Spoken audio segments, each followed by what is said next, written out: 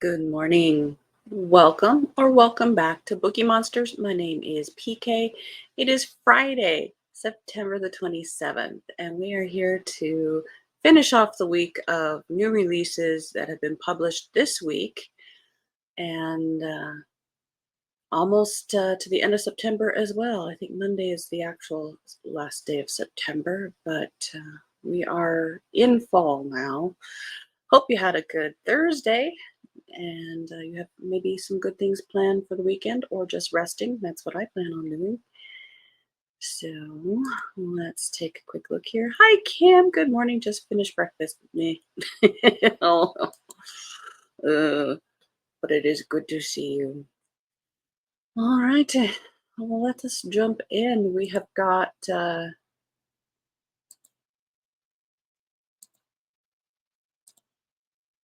came through the weather okay. Okay, good. We do have some power outages. Ooh. Good morning, Jennifer. How you doing? Good to see you. We are going to be looking at some books that are, not specific genres, but then we'll also be looking at some more of the cozy mysteries that we didn't get to this week. Everything is being published this week. This is the news worth knowing. Good news. First up, Queen Macbeth by Val McDermid. I would listen to Val McDermid read the phone book. I saw her at a mystery book convention. Ugh, I love her Scottish accent. This is a part of Darkland Tales. I believe this has different authors in that little collection. Britain's reigning queen of crime, Val McDermid, has ensnared audiences worldwide, blah, blah, blah, blah, blah. 1,000 years ago, in an ancient Scottish landscape, a woman is on the run with her three companions, a healer, a weaver, and a seer. The men hunting her will kill her because she is the only one who stands between them and their violent ambition. She is no lady. She is the first queen of Scotland, married to a king called Macbeth. As the net closes in, what unfurls is a tale of passion, forced marriage, bloody massacre, and the harsh realities of medieval Scotland. At the heart of it is one strong, charismatic woman who survived loss and jeopardy to outwit the endless plotting of a string of ruthless and power-hungry men. Her struggle won her a country, but now it could cost her her life.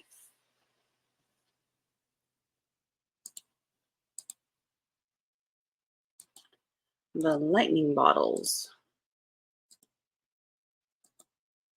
by Marissa Stapley. He was the troubled face of rock and roll until he suddenly disappeared without a trace.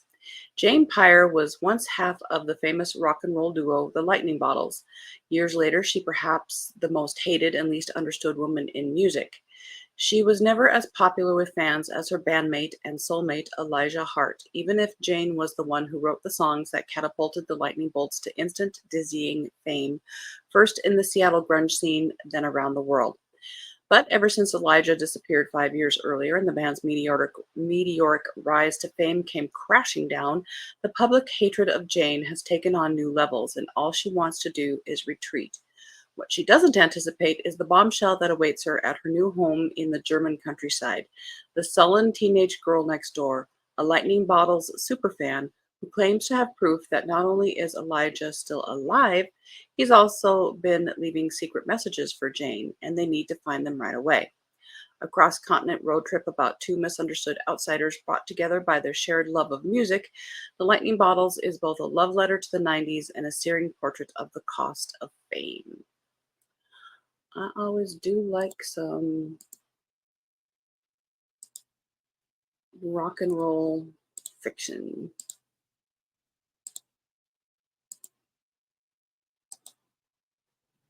I'm okay. They haven't brought my meds yet this morning. Uh-oh. Hopefully they're coming soon. Good morning, Elena. How you doing? Oh, you're good? Okay, good, good, good. Hi, Dream. Good morning. And yes, October 1st is next Tuesday. My brother Arthur is his 35th birthday today. Happy birthday to brother Arthur. And we're going to San Diego today as we leave early. Oh, yes. This is your trip. Cool, cool. We'll travel safely. A Home for the Holidays by Taylor Hahn.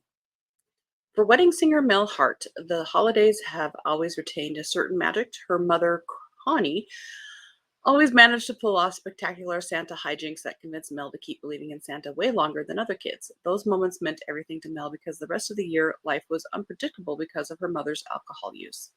But 2 weeks before Christmas, Mel gets a call from the hospital. Her mother has died. Then a woman shows up on Mel's doorstep claiming to be Connie's estranged best friend, promising to tell Mel a different narrative, one in which Connie was almost a famous country music star, if only a man hadn't gotten in the way. Instead of spending Christmas alone in her dead mother's house, Mel agrees to stay with Barb for the holidays, finding herself in the middle of Barb's complicated family and uncovering secrets while fighting an attraction to Barb's in the middle of a divorced son. As Christmas approaches, Mel reckons with how little she knew about her mother's past while re examining her own future.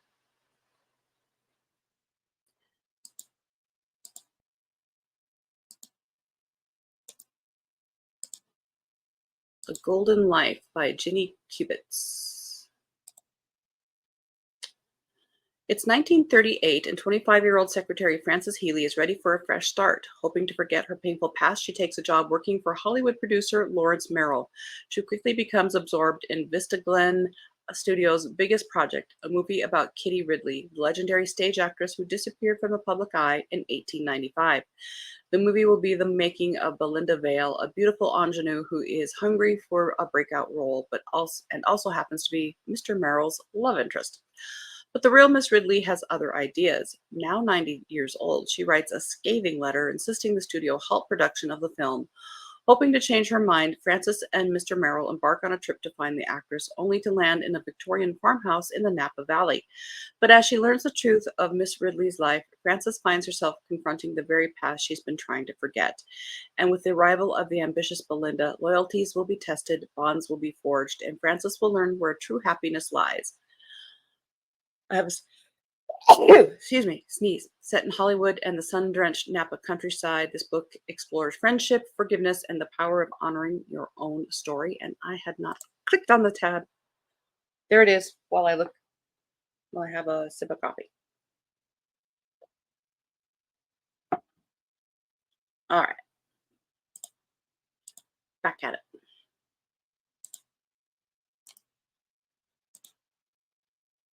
This next one is nonfiction.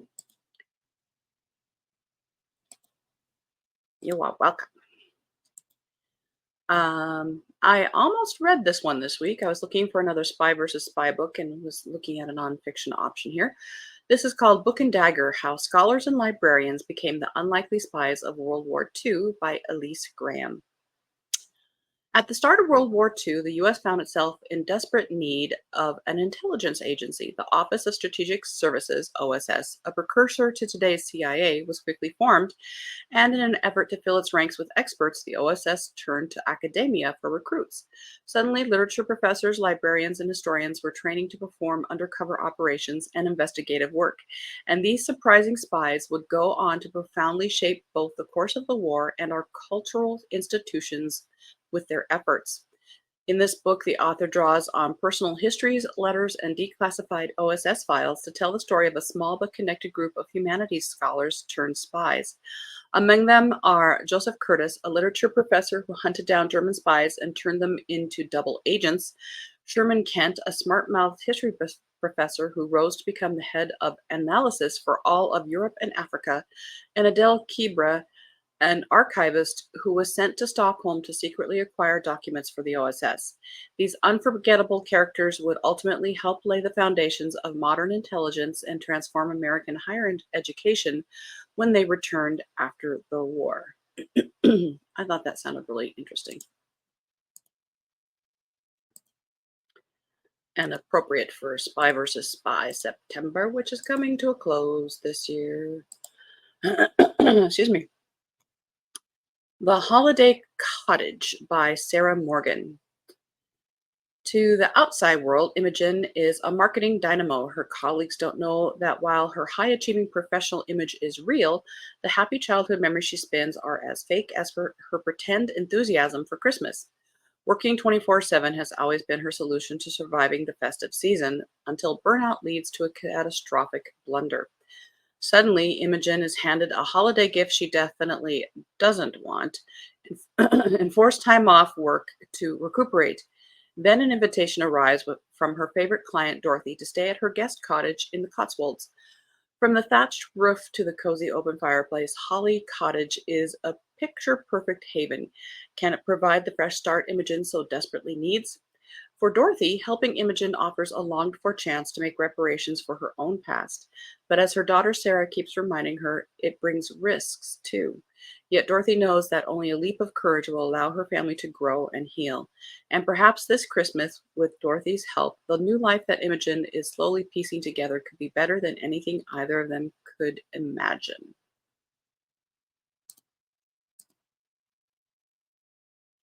I think that's sort of, if you're looking for a Christmas story for the down the road Christmas season, and you don't necessarily want to do the hallmarky romance stuff. Nothing wrong with those, but sometimes. Good morning, Dream. How you doing? I think I said hi already. Who is the author of Golden Life? Ginny. Oh, actually, she had a third last name. Sorry about that. Um, Ginny Cubits Moyer.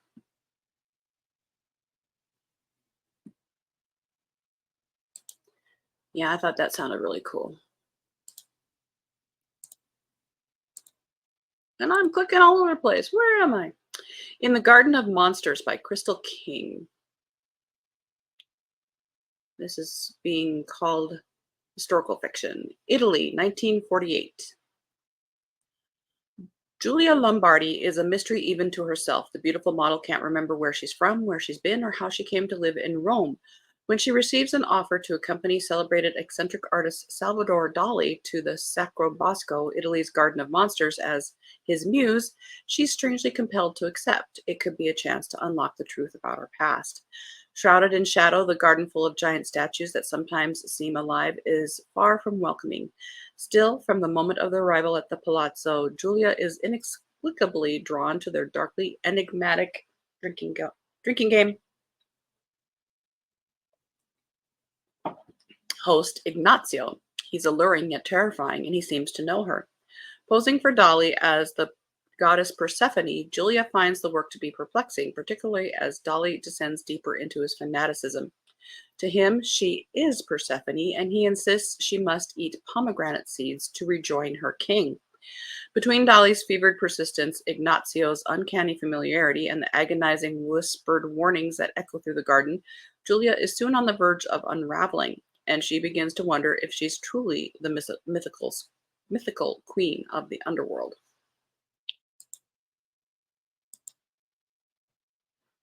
And that is what I had for the off-genre kind of books. These are continuing. Got it. Okay, good. Good morning, Ms. Blogger. How you doing? We're looking at the new releases published this week. And now we are continuing with the cozy mysteries that we had started to look at. On Monday, we had finished on Columbus Day Conundrum by Tanya Koppes. Dorothy Howell has a new one, Sheer Terror, third in the Sewing Studio Mysteries. Abby's life in Hideaway Grove is comfortable, and she's grateful for her small sewing studio in the back room of her aunt's bakery, but she's feeling stuck. Her plan to expand her custom tote bag business by selling to a chain of gift shops has hit a snag. Making enough totes to distribute to all the stores requires large-scale production, which requires money Abby doesn't have. To make ends meet, she takes a part-time job at the town's bustling visitor center. Abby is soon sorting items with her coworkers for the visitor center's annual Lost and Found Day, when unclaimed items are displayed and offered for sale. Thanks to tourism, there's enough to fill a huge stockroom, but something is amiss. Eleanor Franklin, devoted to all things Hideaway Grove, hasn't shown up for work, and when Abby discovers her whereabouts, it isn't pretty. Eleanor is dead inside a clothing bin, dressmaker shears impaled in her chest. Shears, the sheriff reports, are engraved with Abby's name. Under suspicion, Abby will have to launch her own investigation. But who would want to kill her to kill, thoughtful Eleanor, a model resident always so full of good advice about how to uphold Hideaway Grove's high standards. As it turns out, not everyone appreciated Eleanor's advice. Now Abby will have to cut through a tattered trail of greed, theft, and revenge to sew up the case before a killer cramps her style for good. It would be a pretty stupid killer to kill the person with a weapon that has your name on it and to leave them behind. Therefore, she is not the killer. Sheriff. I'm behind now. Someone came in to see if I needed to get dressed. Gotcha. Mrs. Claus and the Nightmare Before New Year's, a Mrs. Claus mystery by Liz Ireland, 5th in that series. April Claus is looking forward to relaxing with her hubby Nick, aka the Santa Claus, in the week between, as long as he looks like the red-haired Mickey Rooney one from Santa Claus is Coming to Town, between Christmas and New Year's Eve. But just after Santa departs for his deliveries, an elf pulls into Santaland with 3 people he found lost in the frozen wilderness. The survivors of a scientific expedition are injured, but their presence endangers the future of Santaland. So while the strangers recuperate at the infirmary, April convinces Christmastown to pull off its grandest, most impossible, most magical feat yet: pretend to be normal. Posing as a touristy, albeit Christmas-centric Arctic town, the elves cover their ears, snowmen take a vow of silence. I'm picturing Spock with the headband. And the reindeer keep their hooves on the ground. But as New Year's Eve draws closer, hiding their true selves becomes harder to do, especially when one of the uninvited guests dies under highly suspicious circumstances. With a murderer in their midst, April sets out to find the uncorked culprit before any old acquaintances should be forgot, or worse. End of that row. I admit that's very humorous. Buried in Bliss. Have a good day, Kim. By Sarah Isabel, part of the Lisa Jones Cozies. 4 books. Welcome back to Bliss, where the past never stays buried and the present is always an adventure. When treasure hunter Dr. Jasper Jazz Hawkins breezes into town with tales of decades-old jewelry heist, Mayor Holly Bliss and vintage fashion extraordinaire Lisa Jones can't resist the allure of a good mystery, but as they dig deeper, they uncover more than just missing gems. With Lisa's ex-husband Parker back in town for a writing seminar and the boisterous Bliss Senior Center crew joining the treasure hunt, chaos and hilarity ensue. Add in Stevie the blind husky and her feline sidekick Trouble, and you've got a recipe for nonstop entertainment. As the investigation heats up, so do unexpected feelings and long-buried secrets. And where's Jimmy Jones' usually chatty, spectral voice when you need it? Lisa finds herself navigating not just clues, but also matters of the heart and family ties she never knew existed.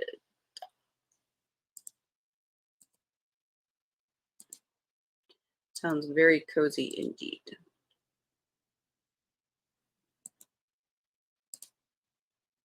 Silent Nights Are Murder by Libby Klein.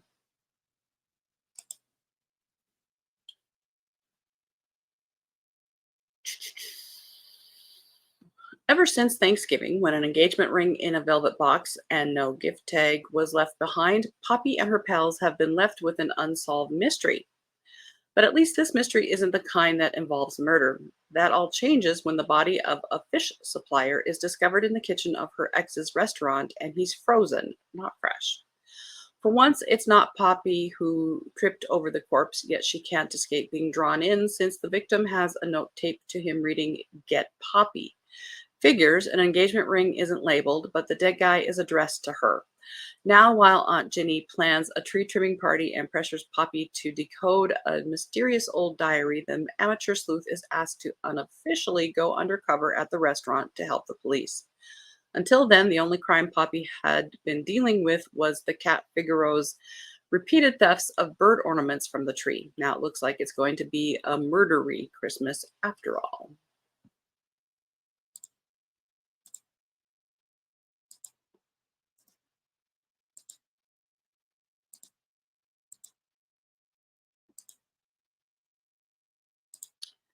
Caught on Camera by Kara Lacey, first in the Camera Club mysteries. It's been more than a year since the sudden death of her husband, and photographer Bobby Brooks wants nothing more than to escape her grief. Fleeing her life in the city, she seeks a fresh start in the serenity of the Green Mountains. But Bobby's new beginning comes to a halt when she finds a member of her camera club dead beneath the village's idyllic covered bridge. Tragic accident or something sinister? With a keen photographer's eye, Bobby suspects murder. As if transitioning to small town life wasn't challenging enough, Bobby's missing scarf is found at the murder scene, making her the primary focus. Scorned by local gossip, she enlists the help of her camera club and shifts her lens from photographer to amateur sleuth. Using photos found on the victim's camera, they waste no time setting out to catch the killer and discover no shortage of suspects. Secrets, lies, and blackmail. Danger abounds as they close in on the killer. Her camera holds the answers, but can she develop the clues in time to stop the killer? A Spirited Reckoning by Claire Lockhart, 7th in Midlife is Murder series. Welcome to Bookend Bay, where the coffee is spice, the ghosts are cheeky, and midlife is murder. Wedding bells are about to chime for Quinn Delaney's best friend, but for Quinn, the only thing ringing is the spectral voice of a true crime podcaster haunting her cafe. This egocentric ghost has a bone to pick, and it involves the untimely demise of Bookend Bay's chauvinistic bookstore manager. As cryptic messages appear mysteriously around her cafe, and with a team of spectral sleuths eager to solve the case, Quinn's life becomes a paranormal punchline. With her cafe overrun by restless spirits and her reputation on the line, Quinn must rely on her wits and courage to uncover the truth behind the murder and banish the ghosts for good. Throw in her obsessive otherworldly twin, whose good intentions backfire, and it's a recipe for a hilarious, cozy caper. Can Quinn unravel the riddles, save the wedding reception, and reclaim her cafe before the caffeine runs dry and her sanity snaps? Read it and find out. And that's all we have time for. There are 11 more. I have made this Amazon list public if you want to take a look at them before I delete them. Here is the link for them, for that.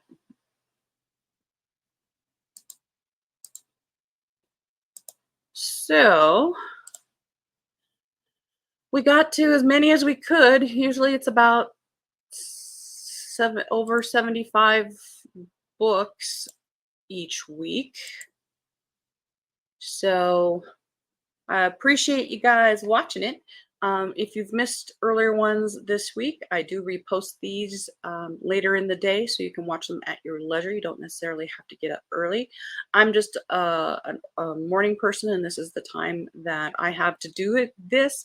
And I want to see what books are being published each week. I am a voracious reader, and I want to know what's out there, and nobody else is doing this, so I gotta do this. Hope you guys have a very good Friday. I don't have sprints tonight. I do have reading sprints tomorrow afternoon at 3 p.m. Eastern time. Those go for 5 hours. I do reading sprints 3 times a week for a total of 10 hours. I do them every Tuesday and Thursday evening at 8 p.m. Eastern, and then the Saturday afternoon tomorrow. Hope you guys have a good Friday. Have a great day, everyone. Jennifer says, thank you. Back at you, baby. And hope you guys, if I don't see you, have a good weekend. So please take care of yourselves, read good books, and as the banner says here, don't be a bookworm, be a bookie monster. Nom nom nom. Have a good day and God bless.